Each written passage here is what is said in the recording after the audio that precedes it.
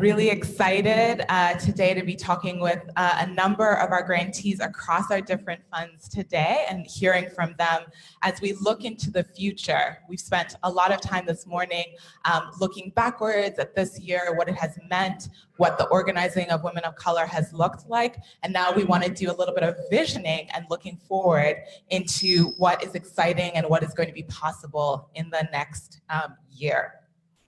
So a little bit of housekeeping before we get started. This panel, like the previous one, is going to be live streamed on Facebook. So if any of you are on Groundswell Fund's Facebook, you can actually see the link to the live stream, and we encourage you to share that with folks to help us get the word out and to share this conversation beyond these walls as well. So please try to engage with us on Facebook if you're on Facebook right now. Great. So as I was saying, we spent the morning talking a little bit about not only the challenges that our communities have faced in 2018, but also looking at the resilience and the power of women of color in this year and historically as well.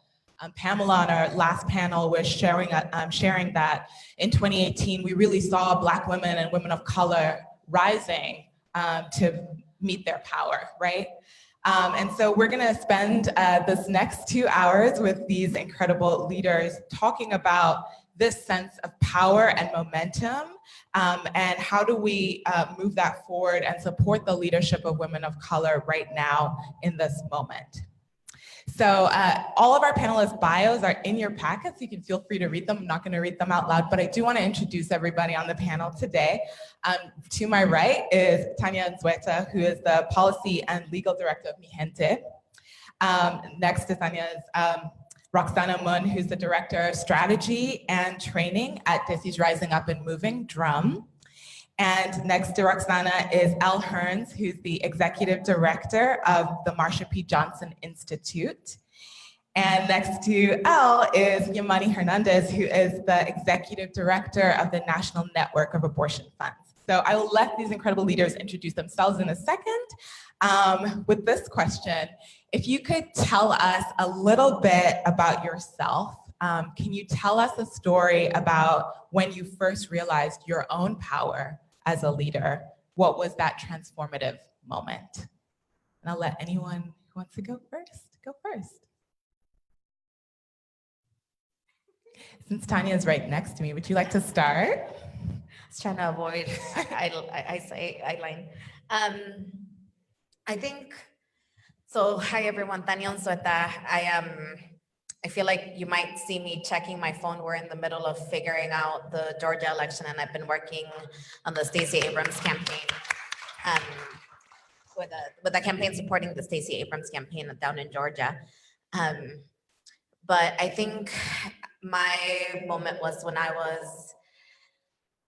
think I was in 8th, maybe 7th grade, and there was an article by a Chicago Tribune writer that was, I don't even remember what he said, but it was stereotypical and talked negatively about Latinos. And I had just come to the US and didn't really know what was happening.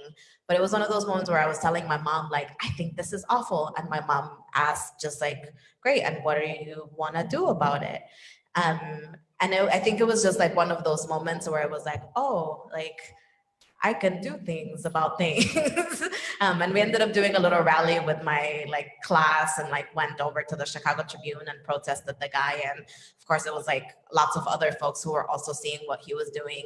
And it was just like, I think my mom in particular has constantly sort of asked me that question back, particularly like as a young kid of just like, I hear you and like, what are we gonna do about it? So always think about that. It was also the first time I made protest signs all by myself. So there's that.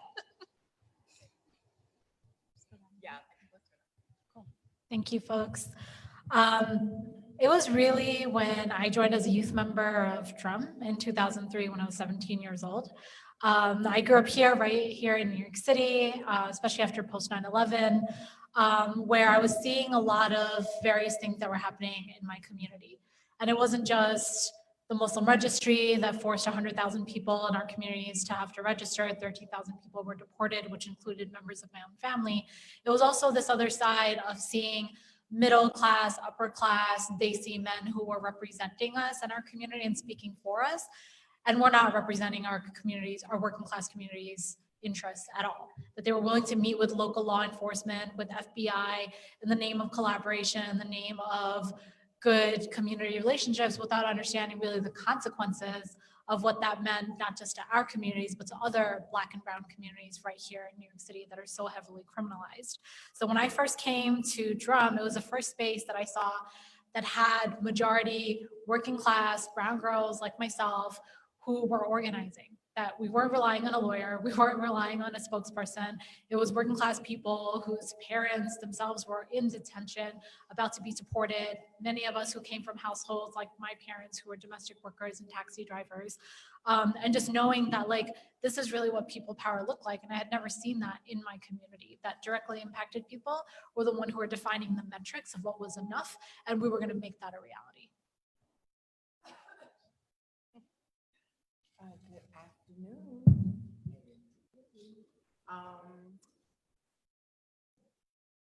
It's always hard to answer these kind of questions because I think there's so many moments for me where I had a moment that was transformative in thinking about power. I was just reminded we met at a convening that I organized in Cleveland, and I think that moment just sticks out for me because I organized the Movement for Black Lives convening in Cleveland, Ohio in 2015. And I organized that because I went in with the intention to shut it down, to interrupt it completely because I was concerned with the erasure of Ohioans and also. We can't really hear you. That's why I did the mic check. How's that? Oh, there we go. Ow. Yeah, I was like, okay. All right, now we're on. But I was just saying that I met, I met Imani in Cleveland, and it was at a convening that I organized called the Movement for Black Lives. And it was a convening that was organized by people nationally without any input or organizing efforts of people from Ohio, but also there was a lack of representation of marginalized communities. And so I went in very concerned and organized to shut the entire convening down, and that turned into me organizing the convening. And so being able to organize that convening and being able to not only incorporate, but to prioritize the voices of marginalized people throughout that convening and throughout our movement, so that we see that rhetoric and those organizing efforts now with the campaigns in Georgia and Florida and just the national work that's happening. Those are always moments for me where I'm reminded of not only the power of self, but also the power of people. And so I appreciate you for reminding me that it's happening every single day where I'm feeling powerful. So thank you. Is my, oh yeah, this one works. Let's see, I also had an activist mama. I grew up in Chicago, south side of Chicago. The neighborhood that I grew up in, or the block that I grew up in, basically was a line between, in my neighborhood, basically, if you passed that block, it was called Terror Town. And the stereotypes about gun violence and gang violence in Chicago are things that I learned early in life. And the thing that came to mind, thought of three things initially when you said that. One is that my mom, there was 3 kids. We grew up, a large part of our childhood was living on $1,800 a month with a family of 4. And my mom would be like, in the summertime, we do Kid Power. It's like a camp that we designed ourselves. And so like the kids, like me and my brother and sister and like some kids in the neighborhood, we all designed this camp that was on the porch of our house. And I just remember feeling like, oh, I don't have to go to camp. I can have camp right here. And then the second one is I was in Girl Scouts and we were selling Girl Scouts cookies. And obviously Girl Scouts I worked for Girl Scouts. The cookies are iconic, obviously. But my mom was like, why sell Girl Scout cookies when you can make your own cookies and sell them? So we started our own business that was like selling cookies on the block. And the last thing I'm reminded of is in my neighborhood when I was 16, a friend of mine was on his way to my house to visit and hang out, and he got shot on the way and killed. And it was a defining moment in my life. And my mom decided to run for alderman after that based on an anti-violence platform. And we spent so much time, it was the first time I was involved in any kind of campaign, talking to people in the neighborhood, signing petitions, getting her on the ballot, putting ribbons around trees, remembering him. And it's a time when I was 16. And it's a time that I always look back to as like knowing that I can make a difference, and that there's, and when I knew I could be an organizer, because that work I view as organizing. And even though I'm not working as like an organizer now, it's something that undergirds all of my work and how I feel powerful now. Thank you. Thank you for sharing your stories of how you recognize your power at young ages and your families and your communities, sometimes in really painful ways as well, having to react and to organize, to learn how to organize as well. We're going to ask for a little bit of audience participation to keep you all engaged. So we're going to try the poll one more time, and the screen will come up in a second. But if for folks who were here earlier, we had texted the number 22333 with Groundswell Fund, all caps. If you haven't done that yet, text the number 22333 with Groundswell Fund, all caps, to join the poll. And in a second, we're going to ask everybody in the audience and everybody listening on the video conference line as well to participate and to share one word. What is an emotion that you are sitting with right now when you think about the future? When you think about the future.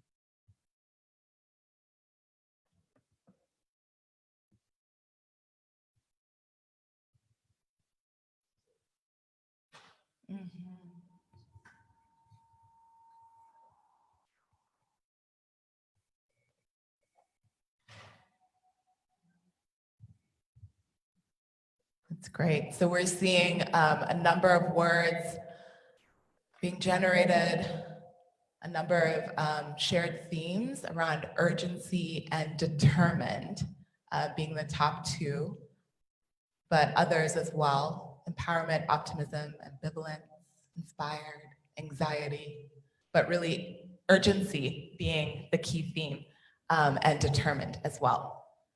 So I'm going to ask our speakers, as you respond to the other questions, to keep this in mind, what our audience is feeling right now, and also speak to how you are also experiencing urgency and determination in the work that's forward moving as well. So our next question, I'm going to ask Tanya again. So 2018 was really a very busy year for Mi Gente. You, as an organization, were called to respond to ceaseless attacks on immigrant communities across the country. So if you could share with this audience, what do you see coming down the pike in 2019? And how is Mi Gente preparing to respond? Yeah. So I think we've been trying to plan a little bit longer term in the last couple of years. We're typically an organization that's really good at responding to emergencies and to be like that critical response, particularly around the things that we know: immigration enforcement, some of the local policing work. And I think one of the things that we've been seeing under the Trump administration is that like even that incremental change and that like fighting little by little that sometimes we're able to achieve, like one, isn't enough when it happens, and two, part of that is because it's so rare that it happens, particularly at a federal level, um, that we've been thinking about how to, I'm not sure if I'm being too like theoretical, but really trying to say that, thinking, for example, about immigration enforcement, one of the things that we've been seeing is that, part of our bread and butter for the last several years under the Not One More campaign and in the last couple of years has been to do deportation defense cases and campaigns based on individual deportations. We continue to do that when sort of the moment calls, but we've also been seeing that it's not the strategy that it used to be, where it used to like be able to mobilize local communities. It was something that was replicable in a much mass way, and it worked. Like it worked when communities mobilized to try to stop an individual's deportation. I think that's very different now, where those wins are a lot farther few in between, and it takes just an incredible amount of resources and expertise to be able to go into some of these cases under the Trump administration. And so part of what that's meant for us is that we've have shifted strategies, and I think are thinking about how do we set the standard for the next administration as we figure out some of the stuff right now. But I think what we wanna, and I think it's part of like pushing abolish ICE, for example. Like, we're pushing the idea that ICE should be abolished, not because we think that Trump is suddenly going to say, oh yeah, that makes sense, let's move it forward at a federal level. But I think trying to set the agenda for what presidency or an agenda could look like beyond the Trump years. Because what we fear is that we'll go back to Obama era enforcement tactics, for example, which were already not good for our folks. And at a time where Democrats are looking to compromise, I think there's a lot of like fear that we'll end up either with Obama level stuff or worse, when I think it's actually a time to figure out what's next and what's better. Just the last thing I'll say about this question is, I think, so we're trying to do that in a variety of places, both from our local work, our immigration enforcement work, or decarceration and tackling criminal justice work, and or like civic engagement and voter mobilization work as well. And so we are thinking that there's going to be, the Latino community is going to have to play a role in 2020 in a way that I'm not sure we're like there yet. I think, and so yeah, just thinking through like how do we build power both at the grassroots level and setting the agenda beyond the Trump administration. And then I think figuring out the political mobilization piece and the elections. So. Thank you. Really resonating a lot with the setting our own agenda, not just responding to what is happening to communities as well. Yamani, I'm going to turn to you now and ask a little bit. So following on this conversation that Tanya started about like part of what we're seeing grassroots organizations having to respond to is like rapid response emergencies, but then also trying to hold that long view and to prepare for what's coming ahead and do that long-term work.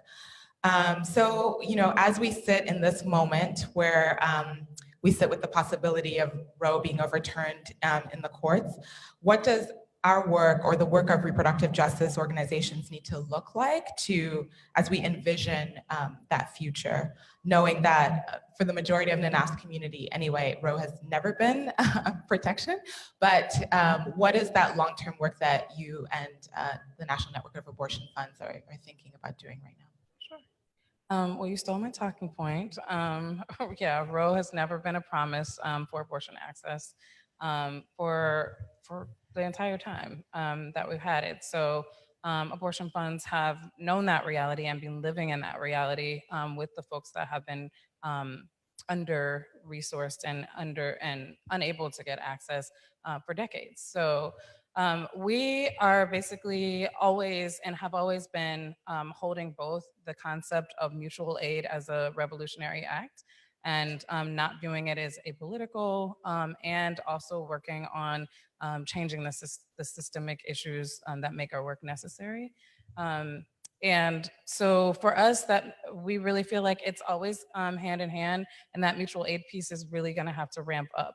And so this idea that not just funding abortions, but giving rides, having logistical networks, being able to watch people's children, house people, let people stay in your house, pay for housing. All of those things are things that have been happening, but have been grossly under-resourced for the past several decades. So last year, 150,000 people called abortion funds, and abortion funds were able to help about 28,000 of them. So that is less than a fifth of people who called. And so that gives you an idea of how hard it's been, and that's in a so-called era of having Roe. So that can let you know like what it might look like when it's dismantled. And I just put out, well, I'm starting to circulate a white paper around a vision for abortion funding in this country that basically says that hassle and hustle have no place in healthcare. So right now, what people are having to do is hustle to get the funds that they need. One abortion can take 5 sources of funding to pay for. Our own, I mean, I see it on Twitter, I see it on Facebook, our own membership is having to crowdsource amongst each other to get people to put in $50, $200 to pay for one single abortion. When, obviously we live in a country that has tremendous wealth and we need to pay for people's stuff. It's not a gift, it's a human right. And I think that in the past we have looked at funding abortion privately as somewhat of another replication of the most problematic parts of like welfare systems, where people have to prove how poor they are. They have to give you the saddest story. But our political talking points are abortion is a human right. Everybody should have it, no matter their income, no matter your zip code, all of that. And so what we really think is necessary is for us to get more money, more people, and tighten our strategy, deepen our strategy, so that there's no wrong door to call for help, and that after you get your help, you're invited into a community to take action. And so, we're not trying to get people to join a rally in the middle of crisis, but know that the crisis is a political crisis, and it's an injustice. And so we want to help people figure out how to fight back after that. Thank you. Yes, definitely resonating with that. And I'm going to turn to Roxana on a slightly different topic right now, and talk a little bit about this year in 2018. We've really seen a bit of a reckoning, in particular with our society at large, taking a closer look at toxic masculinity and violence. And I wanted to ask you a little bit about the work that Drum has been doing around gender justice and work with young men, and what you may see being possible because of that work. Thanks. You guys heard about the Proud Boys recently, just a few weeks ago, right here in New York City, where the New York Republicans Club invited them. And basically they came out and started beating up counter protesters. Their leader, Gavin McInnes, pulled out a sword. NYPD didn't arrest him. They actually arrested the people who were getting beaten up on video. And the only reason we really know about this was because somebody was standing on the side and videotaping all of this. So then later these people got identified. And there's one picture that always stands up in my mind, is this picture of these Proud Boys men who are arm in arm taking a picture while the rest of their folks are behind them beating up people. And if you look at the picture of those men, good number of them are men of color. So, and particularly South Asian, East Asian, and Latino men. And then we later discovered that some of these people and Proud Boys also live in our neighborhood where Drum and our membership is based in Jackson Heights, Queens. And this is an organization that, as of last year, had a membership of 6,000, and definitely within this past year have probably increased that amount significantly. And the reason why we raise this is because so much of the work and labor of gender justice is taken on by women, girls, queer, trans people. And we often say, like, we need men to be our allies, cisgendered men to be our allies. And what we've understood, especially in this past year, for the work that needs to be done in our community and for our organizing to be successful, is we need to turn our men and boys into traitors of the patriarchy. And the most absolute ways, not just in the way they think, but they also practice day to day. So we were able to create men's ekshate. Ekshate is a term in Bangla, Hindi, and Urdu in unity and together.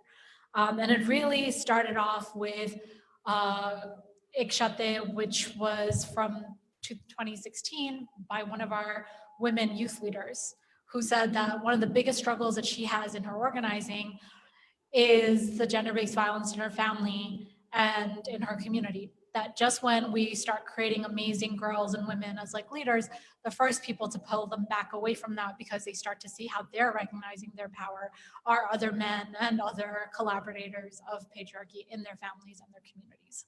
So think about all the investment and work that we put into their leadership development only for that to be stripped away.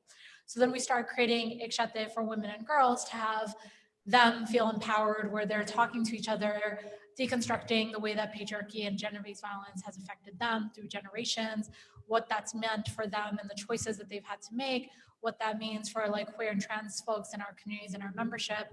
And then the gap was identified that we need men and boys to be able to do the same thing. And so when we created Men's Ikshate this year, it was a similar sort of model, and it was driven by the input of girls and women from our Ikshate program to say, this is what we need men and boys in our communities to do, to really be the real traitors of patriarchy.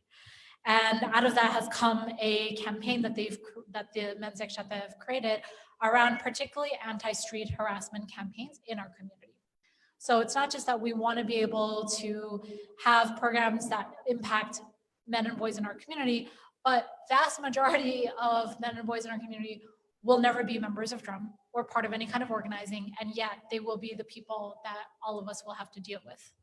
So part of this campaign of going outside is going to places where in public spaces, men, women and girls and queer and trans folks are not comfortable being outside, where they face a lot of like street harassment, sexual harassment, and even assault. And it's the responsibility of the Men's Ikshate program to be able to go out and start educating other men and boys about their need to really engage against anti-street harassment, to create more conscious space in the public area for like women, girls, queer folks, trans folks, because this is how you're practicing actually what it is to be a traitor of the patriarchy. Prior to this, we had been doing this work and continue to with our community defense system that we built after the 2016 Trump elections, which is hate-free zones, where we want to gather the groups of different frontline communities, where we have our largest base in Queens and Brooklyn, to basically be able to do different community defense. And usually when people think of community defense, they think anti-deportation, know your rights trainings on like policing and like ICE, raids. And one of the things that we think is that any community defense system is not complete with a strong gender justice understanding and practice built in. So we've really incorporated the anti-street harassment work into our community defense system. That also means doing self-defense trainings for like women, for queer and trans communities and gender non-conforming communities, to really equip them to be able to figure out like, what do you have to do to be able to defend yourself physically? And through this work, we've learned some things, is that while there's a lot of praise for like, oh, this work is great, we're also understanding just how short we are, right? Like men and boys in our community, especially cisgendered ones, are raised to the standard of male mediocrity, where what you are, right? If you are someone who doesn't hit a woman, who isn't homophobic, transphobic, you're considered amazing and like stellar. That's what the rest of us on this panel are when we're asleep, right? So I say this because as as unique as this work is in our own communities, it's still challenging because right now, like this is like learnings and like truths that we're trying to learn about, like how do we undo so much of a lifetime and generational of like male mediocrity aspirations, and who really has a blueprint for actually undoing toxic masculinity, and who has that specifically for the exact community that I organize in. So I, want to temper that with like, this is what this work has been, but these are also the real challenges that we're facing. Yes, appreciating that a lot. Thank you, Roxana. Elle, I want to turn to you and ask a little bit about your work. So you've spent this past year really building up the Marsha P. Johnson Institute and stepping into new exciting strategic partnerships to prepare for 2019 and moving forward. Can you talk to us a little bit about your vision for building political power in trans communities of color? Yeah, so the vision for us at the Marsha P. Johnson Institute around building political power is actually from the framing of not just meeting our people at the face of struggle, but actually meeting our people in the space of love, which means we meet our people in the areas that they love as opposed to the areas in which struggle happens. A lot of work that happened that led up to the Institute being born was literally organizing around the murders of trans women. But once we organized the Institute, we realized that our community was tired and no longer wanted to just have conversations around death. And I was personally tired myself, and I wasn't inspired. And so this year we've really gone back to the drawing board to say, what is the space that we actually want to invest our time in? And what's the space that actually gives us something to wake up for every single day? So part of the framework for us in considering our political power is what that means for us to be in solidarity with communities that have never been in solidarity with us. So we've deployed and created a training curriculum called Collaborative Solidarity that we've utilized and maintained in order for us to consider partnerships that all of our partners must go through that training. Because if not, it means that we will be commodified and utilized for other people's agendas. And at this point, we're clear that Black trans people not only have a Black trans politic, we also have an agenda of our own. So what that means is we've been considering what it means for us to have access to reproductive justice, what it means for us to actually have access to voting rights that don't demand us to vote. We've just been considering the spaces that we believe in exist for everybody. So, the political power, I think, is an aspiration, but it's also a daily practice that Black trans women in particular are already utilizing with relationship building and sharing of resources and housing, but also knowledge and experiences. A lot of our community escapes into nonprofits without actually understanding what it takes to build a nonprofit or what it takes to build a project or a campaign. And so we've been doing a lot of collaboration this year and just dreaming about what those campaigns and what those organizations and what those partnerships can look like. So for us, we're creating our own political power by identifying not only a political vision, but political aspirations that are inspired by Marsha. And so that's one of the things that also for us, there's been a lot of reckoning, but for us, we're looking forward to the return. And what that means for the Institute is it just means we're returning to our legacies, we're returning to our histories, and we're returning to the ways that our people have always resisted. Marsha P. Johnson was not only a great activist, but she was an artist. And so what that means is Black trans people are surviving because of our love of art. So it's one of the things that we've not only prioritized in reconsidering the shape and the structure of the Institute, but also what our work looks like moving forward for 2019. That's great, thank you. Really appreciating you sharing the power of art and the really importance of returning to the legacies of how different communities have survived and the ways that we've supported each other through this work as well. I'm gonna open up now and ask a question that anyone can answer and ask a little bit about the power of storytelling. So, Elle, you were just talking about the power of art and culture change. So if anything, this past year has really shown us that the power of our stories and the power of shaping the narrative ourselves, setting our own agenda, right? Around our experiences and our issues. And we've seen that really clearly, for example, in the case of family separation, where like our ability, the progressive movement's ability to actually shape the narrative and tell stories was really essential in mobilizing empathy and mobilizing and a narrative shift that allowed people to take action. So how have you seen narrative shift work help move your agenda forward? And anyone can answer. Yeah. So for us, abortion storytelling is a huge part of our culture change strategy.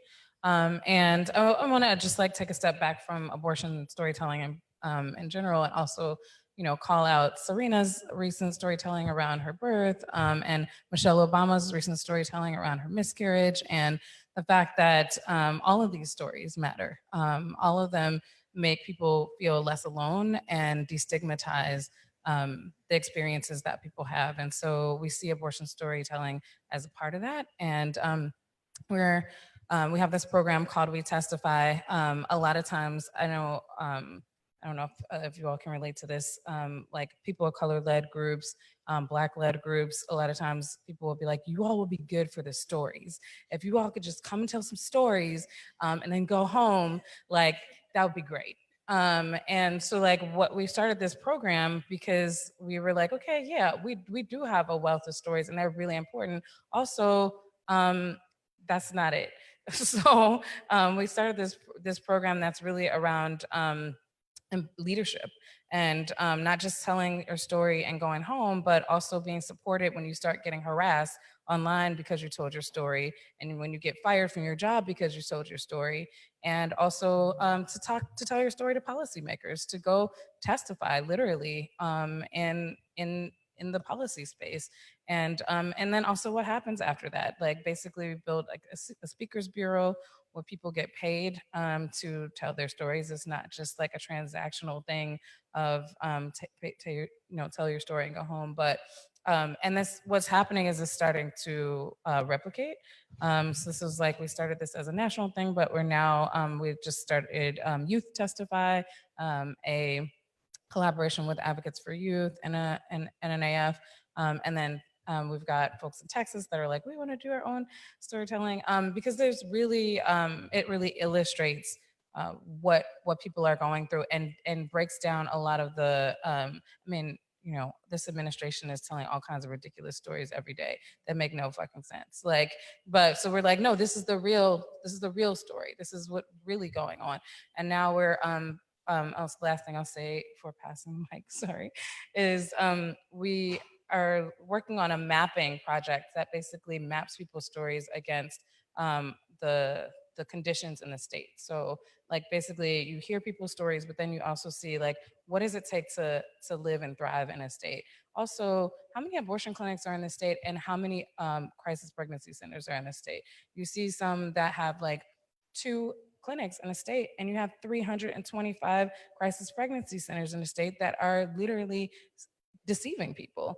And so like making that reality clearer to decision makers, policymakers, the general public is a huge thing in narrative shift and also changing what we're actually fighting for. If I may. So adding on to that, I think one of the things that we've learned, especially since like the elections, is that this is a period where people will be punished for their organizing.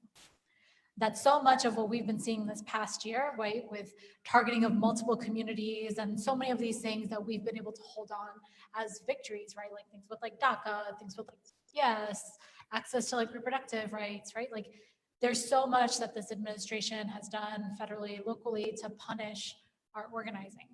And that can have a very chilling effect to everyday impacted people where it's like, well, if this is getting tougher, then I can't organize. And people start to believe that not organizing protects them. So much of our work in reality, along with propping up and like pushing up the narrative, is that organizing protects us. and that specifically that we protect each other. Because we're at a time where we can't really rely on law enforcement and city agencies to be able to service us and hold up to the rules of being able to protect our communities the way that we want them to, especially because of federal mandates that are coming down. So we have to build greater cross-community solidarity. And some of that looks like communities who are oppressed showing up for other communities who are oppressed. And I'll give an example with the Menzikshate showing up for the summer where we had a significant number of incidents of violence, particularly 2 stabbings of trans Latina women in our neighborhoods. And the Menzikshate showing up for them, holding press conferences with them and talking about like, we won't stand for this violence, and showing up for each other. Because if we have a community that can't rely on protection from the police, also can't rely on from like immigration, also can't rely on protection on like service agencies that they want to be able to access to, then we have to be able to fill those gaps for each other. And it really is getting to the point where everybody believes that no matter how hard it gets, organizing at the end of the day protects us.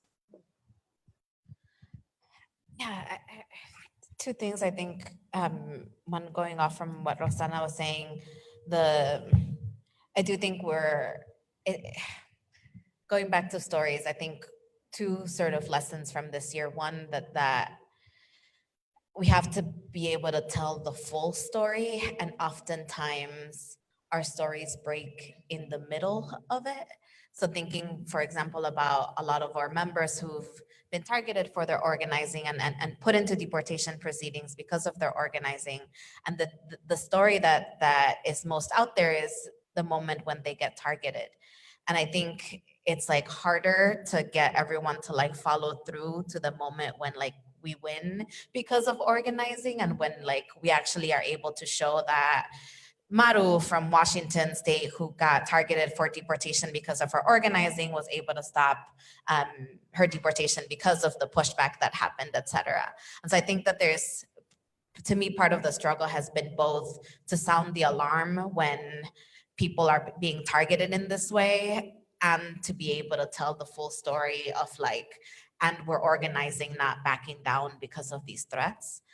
And then the second thing that came to mind was that there is, and I think it's related to some of the other stuff folks was, but that there is, I think, a struggle to be able to tell the stories that our communities think matter, and like all of them, not just the selected ones that particularly the media and the public and maybe like large institutions are able to feed off of.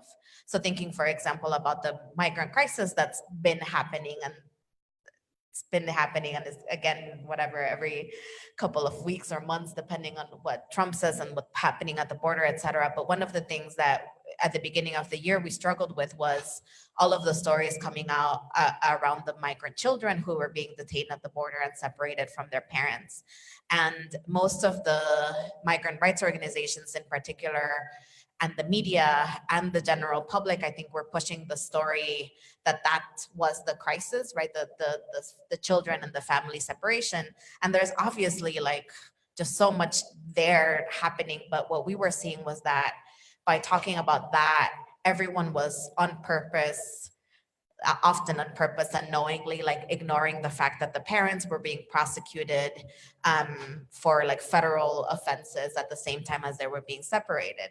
And so we had sort of an incomplete story out there, right? Where it was the families belong together. It was the children are being separated at the border, but nothing around Sessions in particular being the one going after the parents, prosecuting them and putting them in private prisons, and no one wanting to challenge that piece of what was going on.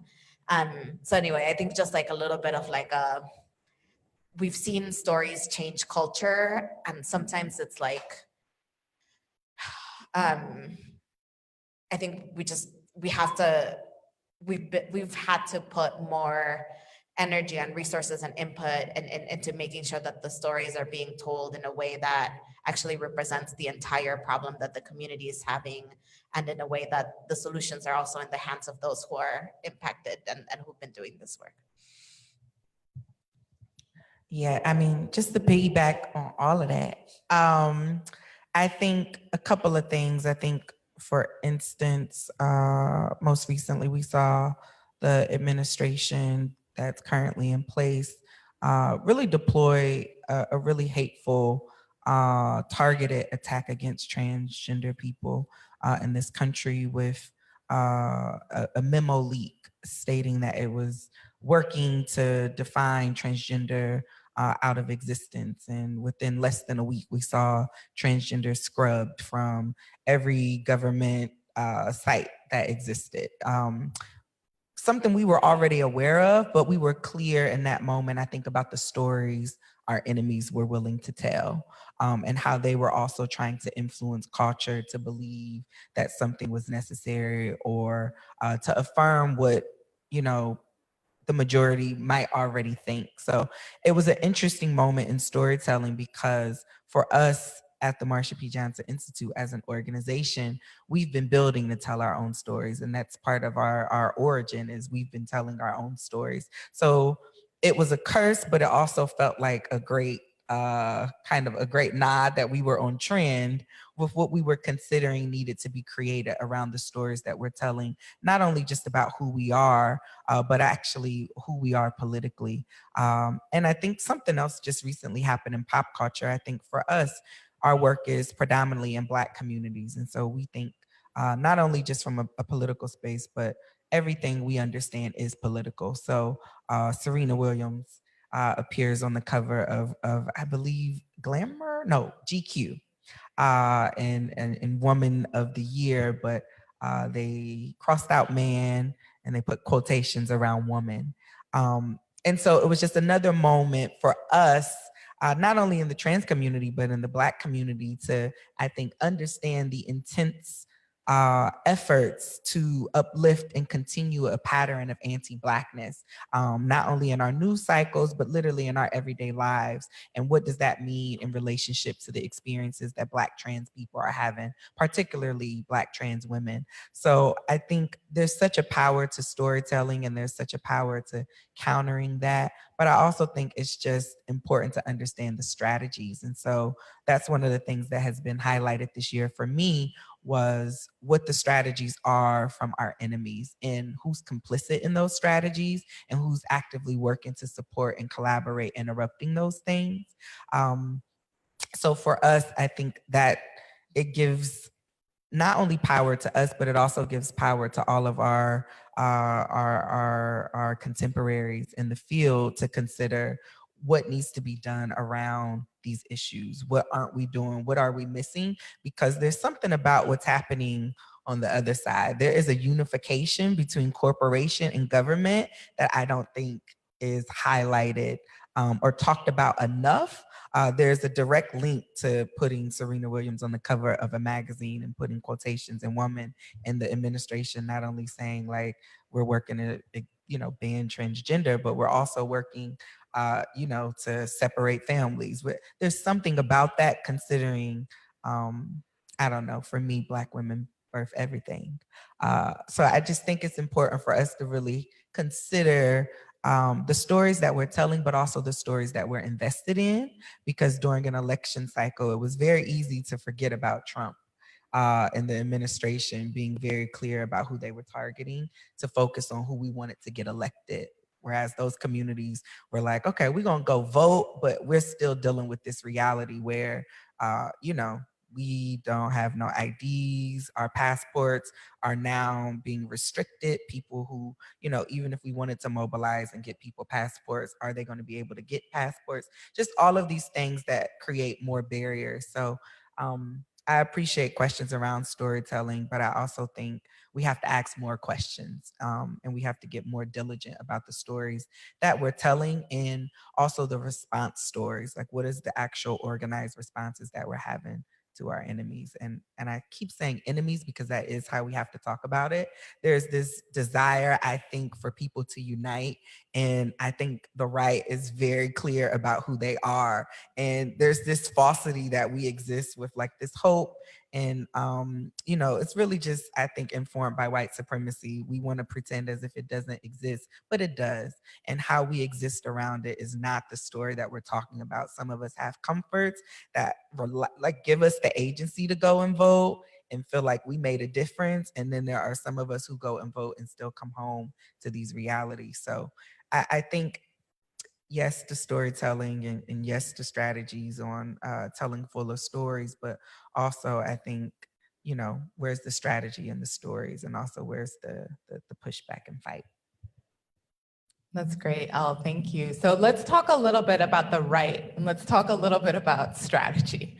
Thank you for bringing that up. So I think like you all have referenced in some way, like being called to respond to ongoing assault after assault, fighting to tell the full story, to tell the whole story, to support the leaders who are you're asking to engage in storytelling and organizing, and then really understanding the importance of solidarity in this moment and organizing in this moment as well. So what we know and what we've heard from grantees around the country is that it can be really exhausting over the last 2 years to constantly be in that loop of organizing to shift systems and policies, and then fighting back as the right attempts to chip away at the wins that you're making, and then actually having to just go back and repeat that whole cycle. So for our audience today of funders, can you share a little bit about the strategy or the ways that your organizations have been thinking about how do we change this dynamic and change the game in 2019? Anyone can start. Yamani looks like you're ready. Yeah, I mean, there was so much in what you were saying. I mean, I think one of the things in thinking about being proactive and how we survive to be able to be in 2019 and beyond is really for us also looking at things through like a healing justice lens. And I have a coworker that's like, throughout the day, she's like, don't be ashy on the inside. Make sure you get your water. And so we're always like trying to make sure, like this administration will have us, dehydrated, tired, exhausted, all of those things. We have to see that also as an act of resistance and taking care of ourselves. And I don't mean that in like a frou-frou way. I mean, like not in like a spa day way, but like literally eat, like a drink, take a break.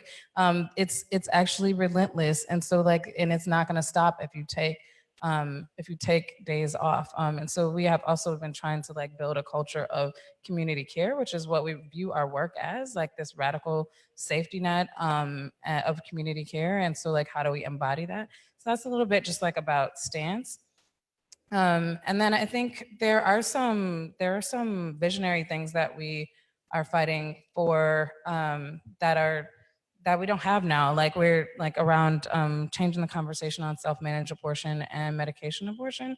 We're not in 1960 anymore, and the pre-Roe days where we didn't have access to abortion in the same way. And so we are combining again like that, like trying to respond to the now and then making sure that we really tighten up our ability to care for the people who need abortions and can access them, but also are advocating for policy change around medication abortion access in particular, because people should be able to have a lot of abortions happen that way already anyway, but people don't know that. And so that is something that we want everybody to be able to have abortions wherever they need to have them, on whatever time they have them. And that means also a lot of cross-movement solidarity as well.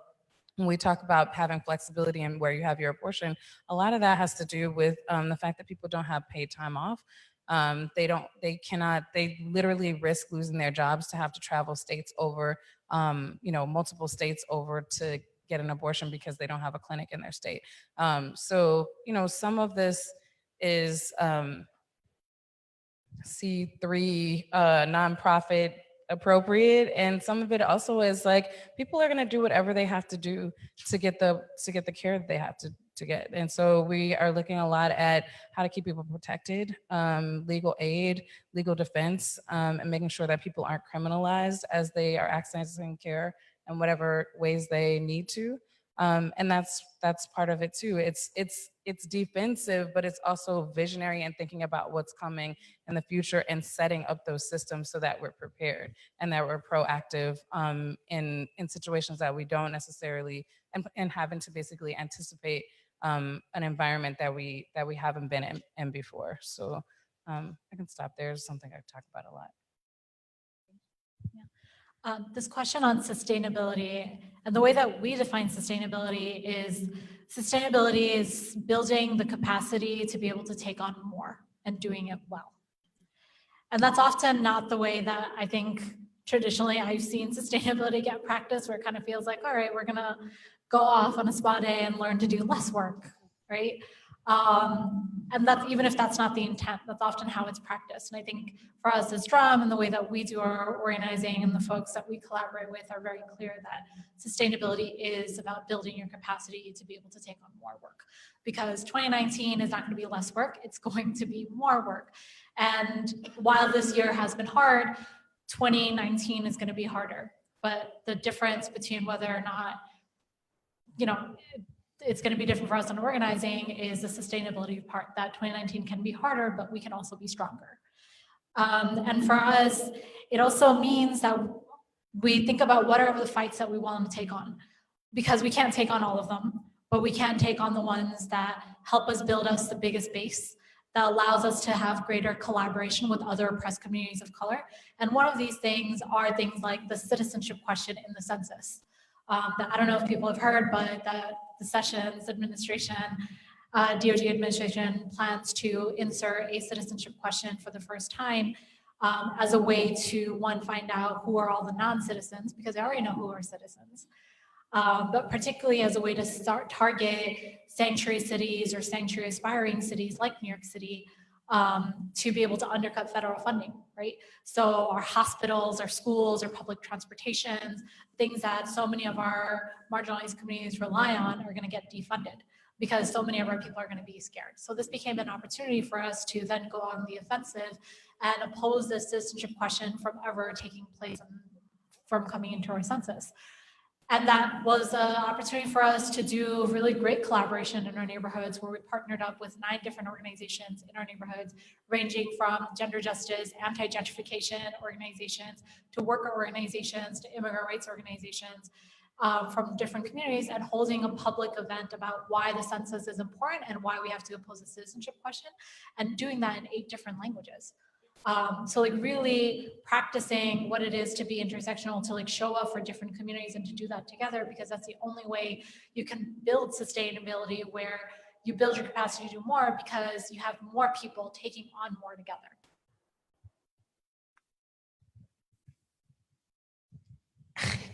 Okay.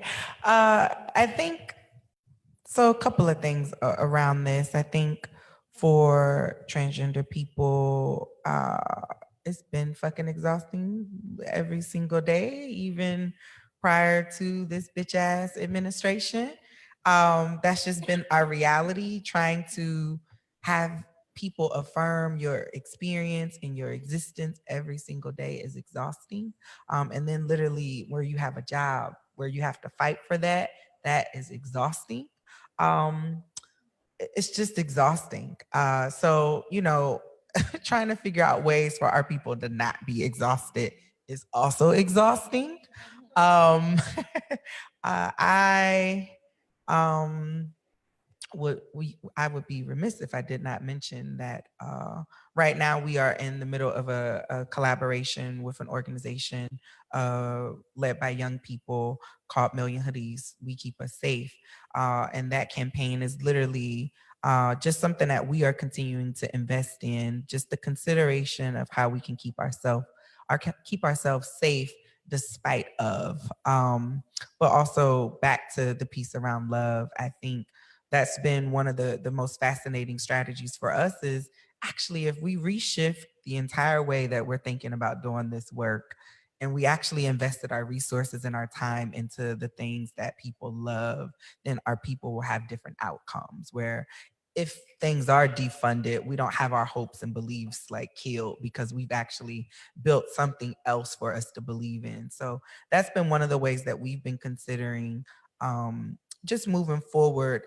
And I think for funders, I think it also means investing in those things. I think there are particular things that you all invest in, and you all know what those things are. I think those things are actually contrary to what people actually need most of the times. We have a member of our organization who just came to me one day and she said, I want to write. And she was one of our fellows. And so we were like, you want to do what? She was like, I just want to write. And I was like, well, why can't you just write on your own? And she was like, but it's exhausting. And I'm trying to work here and I'm also trying to write. I want to write. And so I said, what you're expressing is that you only want to write. So then we said, okay, how can we actually meet you in that space where you are? How can we actually support your desires as opposed to our desires? Because my desires is, girl, I need you to get this work done. But in that, I had to understand like that was self-serving. That actually was not serving what she needed. And it didn't take into consideration what she needed outside of the organization.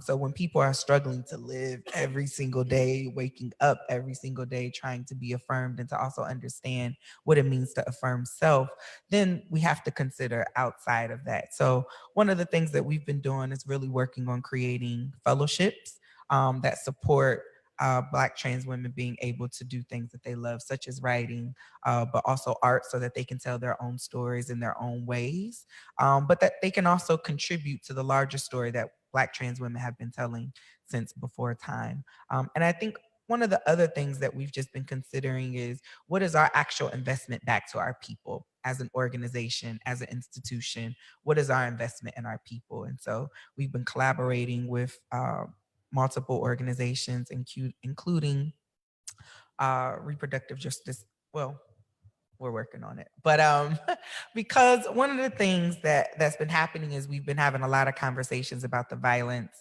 against women, and we partnered with Black Women's Blueprint, based here in New York City, for the March for Black Women, where we were advocating for the Violence Against Women Act to be restored.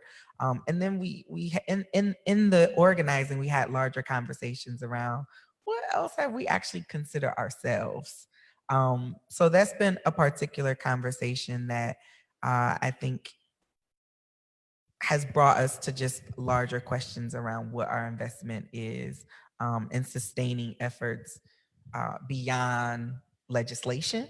Like what are the actual community efforts that we're organizing to answer some of those questions? So we're organizing forums to really just get feedback from our communities around safety, but also love. So what those two things mean in regards to liberation. And I'm rambling because I'm getting so excited because we're literally right in the work. And I think that's one of the things that I would just offer for folks is to really get into the work with us and to consider the things that we're considering as opposed to the self-serving things that we need to support our C3 status or our taxes and things of that nature. Because those things, like because I keep wanting to say Imani. Yeah. And it's Imani. Don't be saying Imani's name wrong. But my point is that the people are going to do what they're going to do regardless of what we have assigned ourselves to do. So if that means I'm going to go get money in a way that is deemed illegal, I'm going to do that. So we're just considering what are the ways that we can support our people not having to do that any longer. So that's my whole point around safety for us. It's just the larger consideration moving forward. And I would offer that I think that should be the larger consideration for funders is what are alternative ways that we're keeping people safe outside of legislation. Thank you, Al. So I'm going to move on to the next question, and this can be open to anybody, but maybe we'll start with Tanya. So if you were to imagine that your work was fully funded and you had all the resources that you needed to do the work, where would we be in 5 years if you were able to do what you need to do right now? If you can give us a full picture of what exactly would be different in your communities or in our movements.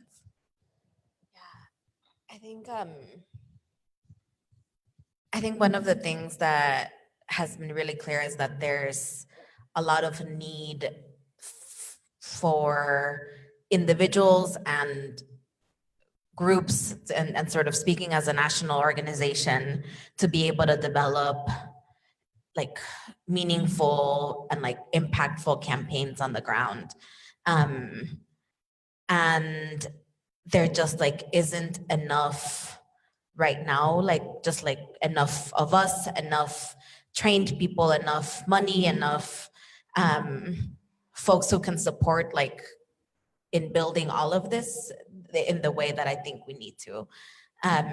So transferring to what it would look like. I think, I mean, I feel like I imagine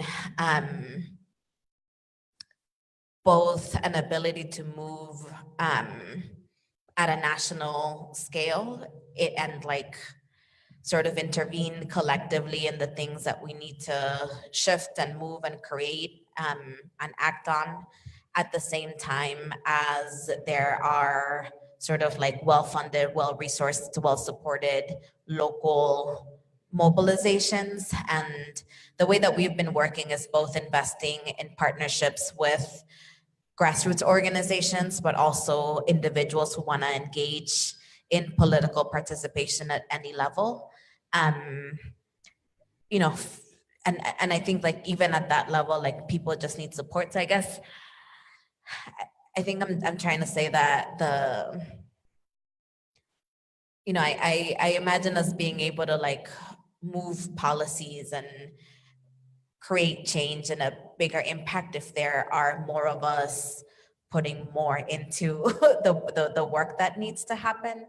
And I mean, I feel like that's part of what we're trying to move as Mi Gente, particularly in the Latinx community, with like through our membership and through our partnerships. And I just think that there's so much to do and very few of us who know how to do it or have access to the tools to be able to do it. And it's not about like creating organizing schools or more trainings or that sort of thing. I think it is about being able to like do it as you're organizing and like learning as you're organizing and being mentored as you're doing the work. And there's just so few like I feel like there just needs to be like more of us that are able to do this, to be able to both move on the tactics that we need to move on and like support folks who are like learning to do this. I think there's just a lot of like desire for people to like engage in political change, and collectively we'll get to a stronger place if we're able to support people who are doing this along the way, and just I guess flagging that takes a lot of capacity. This question is like Christmas. So for the Marsha P. Johnson Institute, if our work was fully funded, I think just right out the bat, you know, the people would have access to gender affirming surgeries. There would be legislation and, you know, resources to actually support that happening on a national level and not state by state as it is now.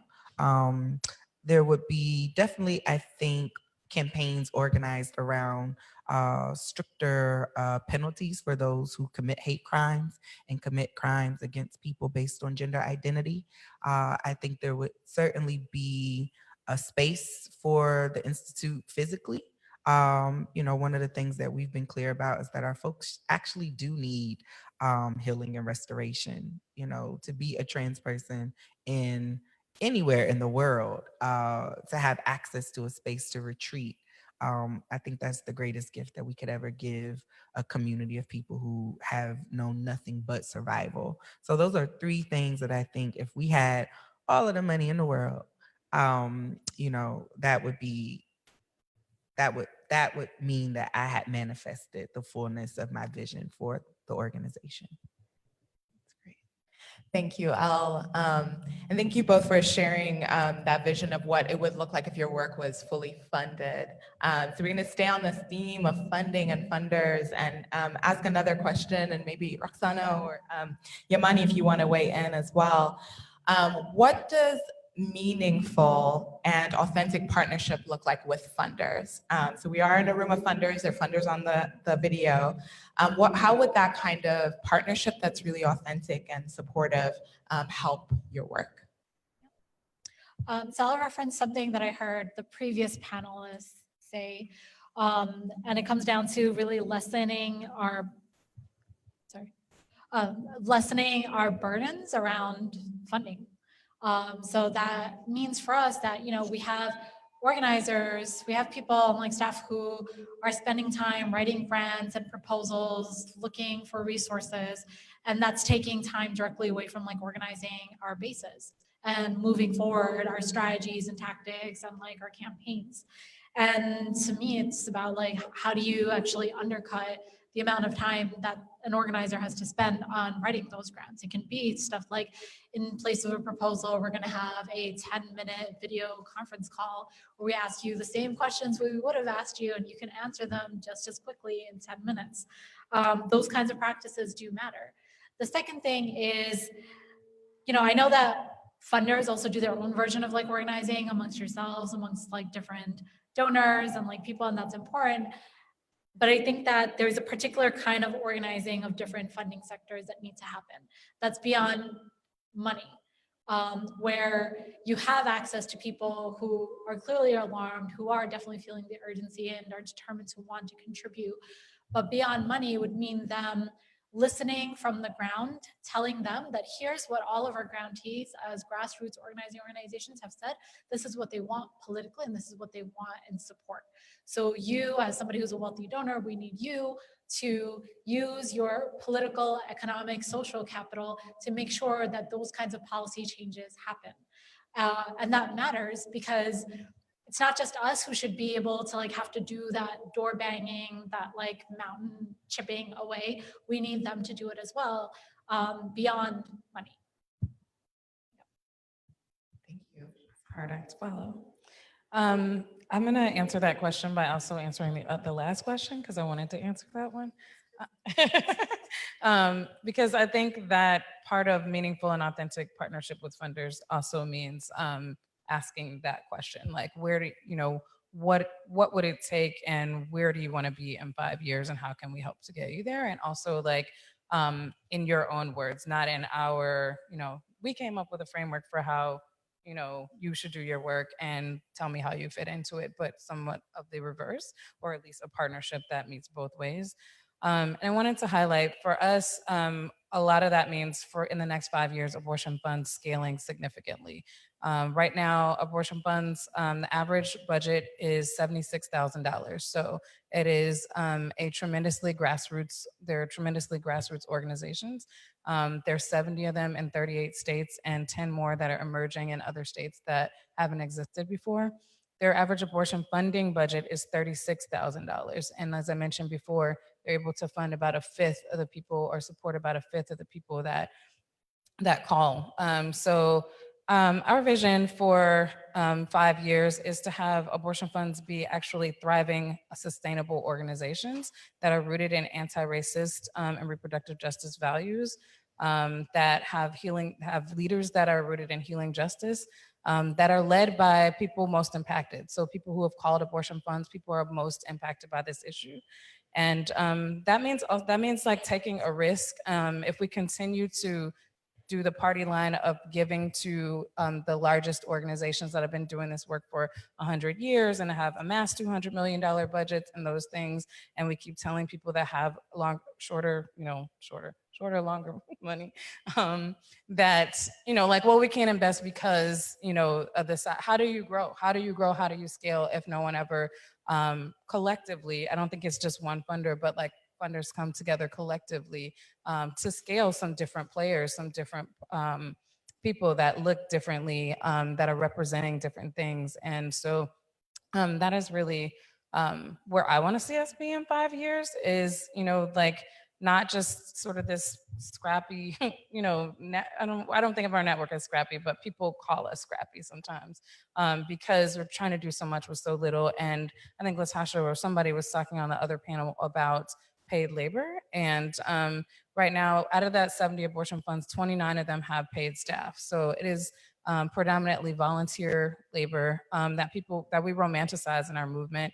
It is beautiful that people, everyday people, I think we have 30,000 volunteers across the country that, are doing this outside of their jobs. Also, in order for the strategy that we need and the sort of rigor that we need in the to match the level of threat and attack, we actually need paid people to be able to do this work, that are doing it full time, and that are able to be fully committed, and also manage the thousands of volunteers that are coming in every day. Everybody's like, I want to be a part of it. I want to organize. I want to make a difference. And that takes time and money. And it's not just, we can't afford basically to continue to rely only on volunteers to make that happen. Thank you, Yamani. Roxana, do you want to add something? Yeah, I just wanted to go back to the last point I made about asking wealthy donors to particularly go push for things that are being asked by on policies and changes on the grassroots. There's also another part of this where the money from their wealth comes from matters too. And that means having conversations with donors about divesting from stocks that are about, what does it mean for us to demand and fight for abolish ICE, no children in cages, if there are an entire money sources that are coming from stocks investment in basically detention centers and private companies that profit from that? What does it mean for people to profit from prisons to things that get us to the conditions of desperation under climate change? Those are things that actually we need donors to be able to do, because that's actually something that they can materially do, that we're asking them from the ground to be able to do to support our organizing. Yes, thank you for adding that. Really appreciate that. So we're going to transition to Q&A now, and it's echoing. And we're actually going to flip it a little bit, and we're going to ask our panelists to ask the audience questions before we actually hear from you all about any questions that you have for our panelists. So I think each of our panelists may have a question that they want to pose to this audience of funders. And so we're going to ask each person to share their question. And then if there's anyone from the audience who feels moved to respond, we'd welcome you to respond. And then we'll get into more Q&A. Who would like to start? Yamani, L, Roxana? Sure. I had the flu on the prep call, so I missed this prompts. But I am curious. I have started to notice some shifts, not like, a tidal wave, but some shifts in representation and foundation staff, and also different kinds of conversations around racism. I'm curious though to hear if any funders would share, what are the hard conversations that you're having amongst your folks in your sorry, I'm staring at you, but I don't mean it. Yeah, the questions about divestment, questions about race, questions about power, questions about funding the same old people, all of those things. I'm wondering if you, I don't know, if anybody would be willing to share. Sorry, I'm kind of staring at you. Christine. Thank you. Yeah, can you pass? Oh, actually, let's just hear all the questions. Oh, I see. Yeah. If you have a question, you have. Oh no, I have lots of questions.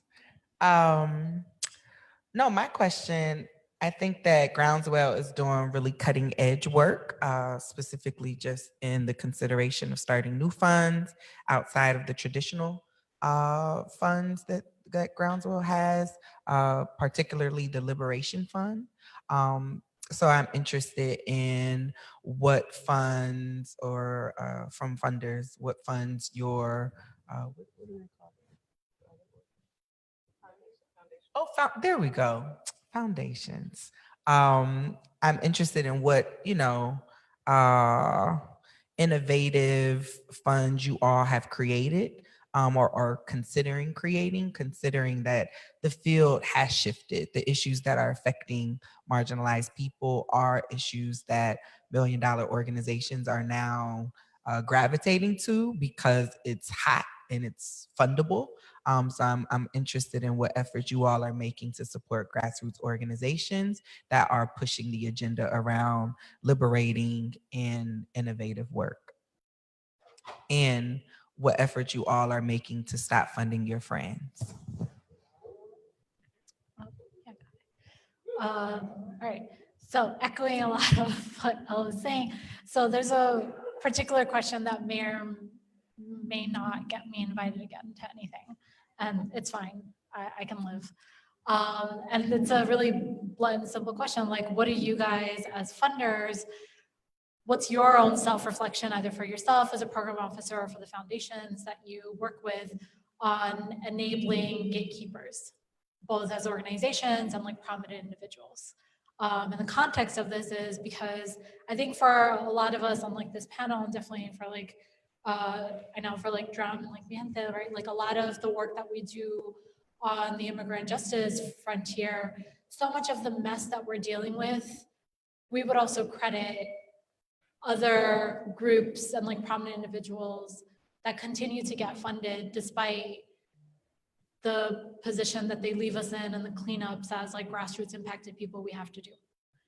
And yet when we finally have ideas that on the grassroots side have now become mainstreamed, where the money goes is to those same groups that have been messing up and have been like making things difficult and essentially operating as gatekeepers.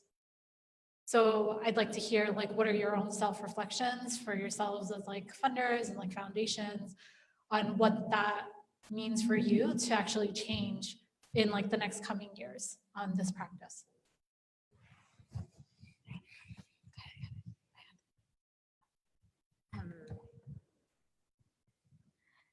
Yeah, I think I'm gonna go with thinking about the need. So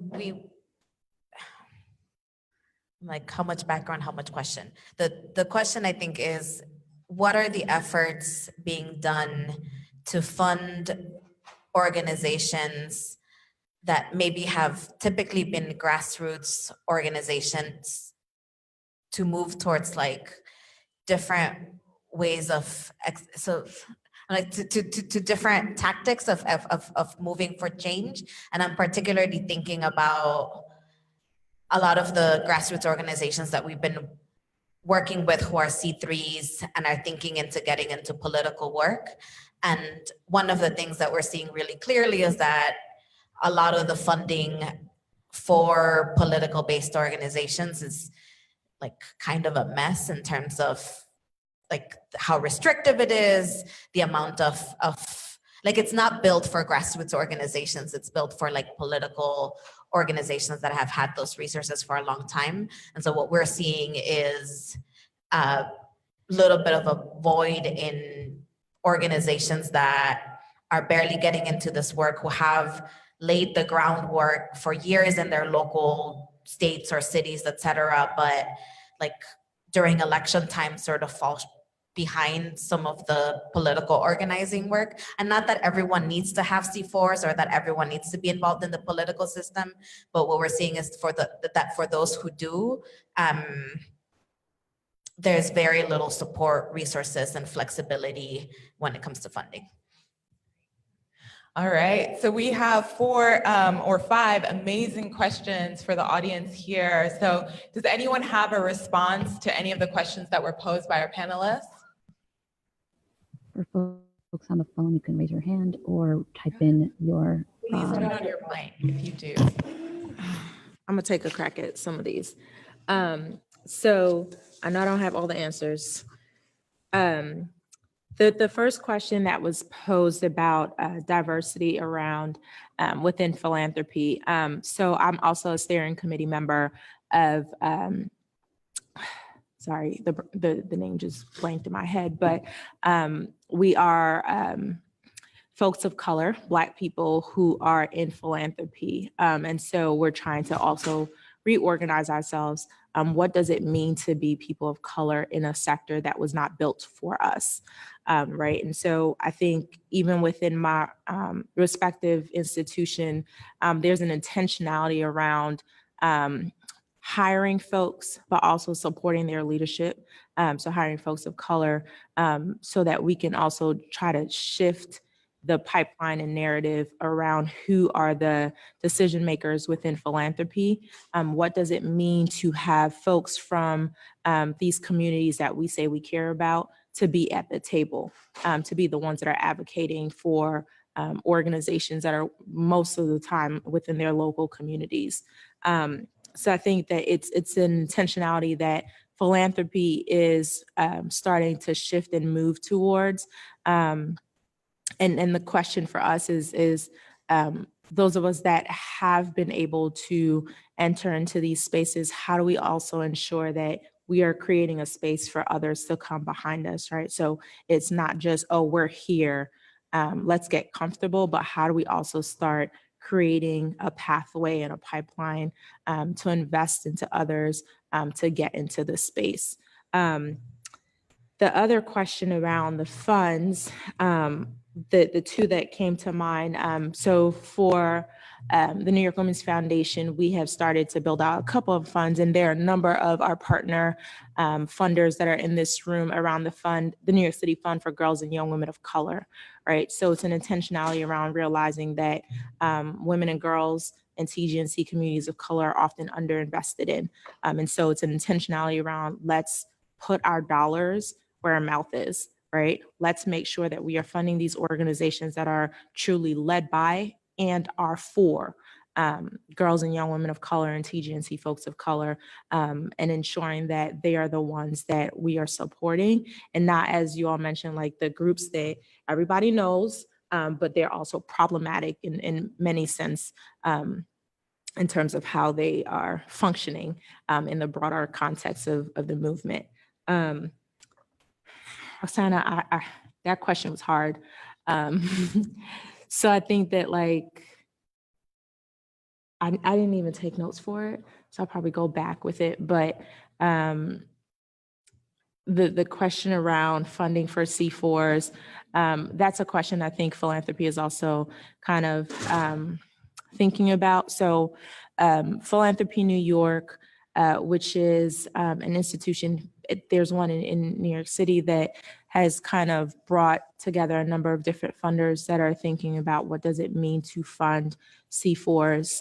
And I think people are really trying to figure out how to do that, right? I think philanthropy as a whole is concerned about like all the taxation or like the tax requirements that are imposed on us as C3s for the most part. And so thinking about what does it mean to then fund a C4. But I think some organizations, there are a number of different funders, and some maybe in this room that do that have decided that they will fund the C4. They will take the onus of what it means to fund a C4 and like that quote unquote risk that so many people are scared of. For our foundation, I think as we're undergoing our own strategic planning process, we're also thinking about what does it mean to fund a C4? What does it mean if we decide to create a C4 as well? So I think a number of funders are, especially for those that are involved in the social justice movement, they're thinking about what does it mean to do that work. I'm gonna pause there and I hope other people can chime in. But yeah, Roxana, thank you, sorry. I really appreciate you responding to the questions. So we've actually posted the questions up on the screen if folks have forgotten some of the questions. And then we'll get to a question from Karen Grove in a second. Does anyone else want to respond to some of the questions that our panelists posed? So what are those hard conversations that we are wrestling with? What efforts are we making to support grassroots organizations to support liberated work? And what efforts are we making to stop funding our friends? What are efforts to stop supporting gatekeeping organizations? These are organizations that often get funded to implement ideas that grassroots organizations developed, really. And the last one, political dollars not being built for grassroots organizations. So how are we as funders helping to support C3s to develop the political arm of their work? Hi, so I was gonna take a stab at some of these questions. My name is Marissa, and I'm not gonna say where I'm from just because This is live, right? And so I might give away too much. Anyway, I'll answer the easiest, the political dollars. I am with a foundation that does have C4 dollars. I am new to being at a foundation. It's funny that when they said the questions for the funders, because I don't consider myself a funder. So I come from working in nonprofits for most of my career, and all of these questions are definitely like things that I came into the work with in my head. So the C4 dollars, short answer is, I've got it, let's talk. And then moving on to, I wanted to answer the diversity question as well, because I feel like because of this political time, there has been a reckoning as far as diversity is concerned, including within my own foundation, and what it means to hire people that are from diverse backgrounds. And that includes, so a lot of people at the foundation are all from like Ivy Leagues. So that right there is like a very small pool of people and experience. And so trying to broaden that, and we're still in the process of doing that. And I think it's really important work. I can't really say if it's being successful right now. I'm hoping that it is, and that we will get more diverse people within the foundation and within the work that we're doing. And that being said, as we continue to get people who are coming from different backgrounds and represent different communities, I think we'll also bring attention to other organizations and movements that need funding. So like to stop supporting the gatekeepers. I was definitely, when I joined my foundation, I was the one who was saying, we need to give money to women of color. And I'm so grateful that we are doing that now. I'm still pushing for it. And to answer the question about what other communities I'm trying to move money to, now that we are funding women of color, I'm trying to see if we can fund more groups, organizations that are led by LGBTQ people. I am particularly interested in trying to fund trans women who are the most marginalized people in this country and who are doing such important work. And so I hope that the funders that are sitting around at this table also sort of very take to heart everything that you all have said and are able to go back to their board members and urge them to move those dollars. Thank you. Thank you. Okay, so if there aren't any other responses in the room, I want to double check. Okay, there's one response over there.